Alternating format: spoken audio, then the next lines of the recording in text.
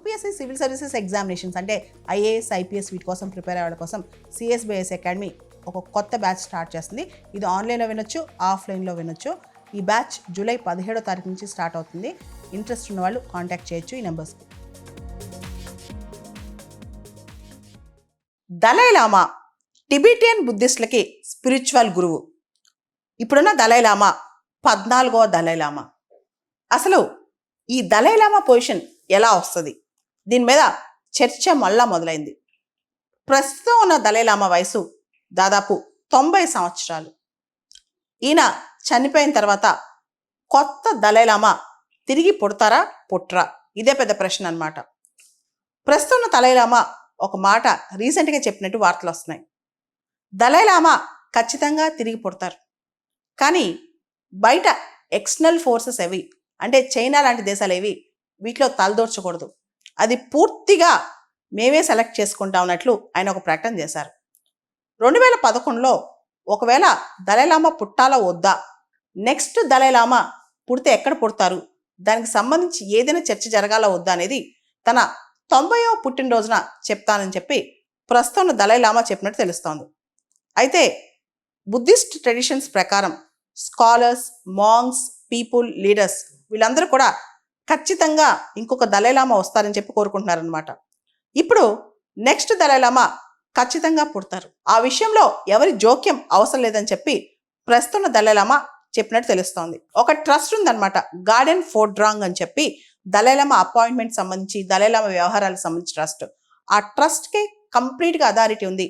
Next దలైలామాని reincarnation సంబంధించి ఏ నిర్ణయం తీసుకోవాలో బయట చైనీస్ గవర్నమెంట్ కానీ ఎవరికి హక్కు లేదని చెప్పి దలైలామా ప్రకటన చేశారు. అంటే చైనా పేరు వాడకుండా చేశారనమాట. మనకు తెలుసు టిబెట్ని చైనా ఆక్యుపై చేస్తుంది.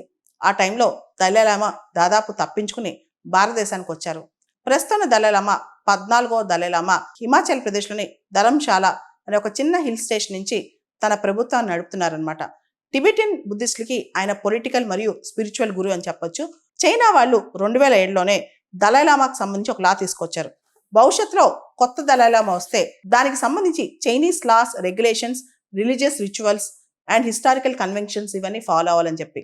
అయితే నెక్స్ట్ ఇన్కార్నేషన్ కొత్తగా దలైలామా ఎక్కడ పుడతారు అనే దాని మీద ఖచ్చితంగా ఫ్రీ వరల్డ్లో పుడతారు, చైనాలో మాత్రం పుట్టరని చెప్పి ప్రస్తుతం ఉన్న దలైలామా వాయిస్ ఆఫ్ వాయిస్లెస్ అనే పుస్తకం మార్చి 2025లో రిలీజ్ అయింది.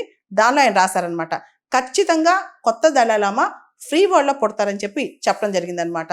దీనికి సంబంధించి నెక్స్ట్ అంటే ఈయన చనిపోయిన తర్వాత 15th దలైలామా ఎక్కడి నుంచి పుడతారనే దాని మీద అప్పుడు అన్వేషణ స్టార్ట్ అవుద్ది అనమాట. సాధారణంగా ఉన్న దలైలామా చనిపోయిన తర్వాత అన్వేషణ స్టార్ట్ అవుద్ది. ఉదాహరణకి ప్రస్తుతం దలైలామాని ఆయనకి 2 సంవత్సరాల వయసులో ఆయన దలైలామాగా గుర్తించారనమాట. సో 1935లో 2 సంవత్సరాలున్న ఈ అబ్బాయిని దలైలామాగా అప్పట్లో గుర్తించారనమాట.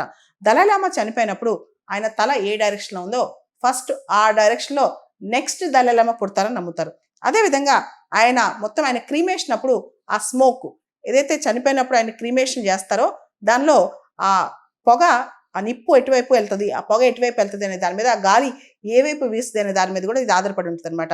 ఆ తర్వాత లామాలందరూ కూడా చాలా సీనియర్ లామాలు అనమాట. టిబెట్లో లామో లక్సో లేక్ ఉంటుంది అనమాట. ఆ లేక్ దగ్గర కూర్చుని సీనియర్ లామాలు మెడిటేషన్ చేస్తారు. ఆ మెడిటేషన్స్లో వాళ్ళకు కొన్ని డివైన్ విజన్స్ వస్తాయంట, అంటే దేవుడు వాళ్ళకు నుంచి తెలియపరుస్తాడు. దాని ప్రకారం పిల్లలు ఎత్తుక్కుంటూ వెళ్తారనమాట.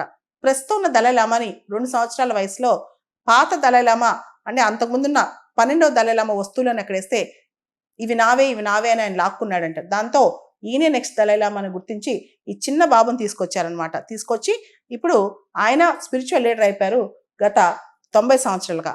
ఇప్పుడు ఎవరైతే తీసుకొస్తారో అలా దలైలామాని ఎతికి చిన్న బాబుని పట్టుకొస్తారో వాళ్ళకి Buddhist philosophies, scriptures, leadership responsibilities అంటే దలైలామాగా ఒక చిన్న బాబుని సెలెక్ట్ చేసిన తర్వాత పూర్తి స్థాయిలో చాలా రిగరస్ ట్రైనింగ్ ఇచ్చి వాళ్ళని టిబెటియన్ బుద్ధిజంకి స్పిరిచువల్ గురువు మరియు పొలిటికల్ గురువుగా నిలుపుతారనమాట.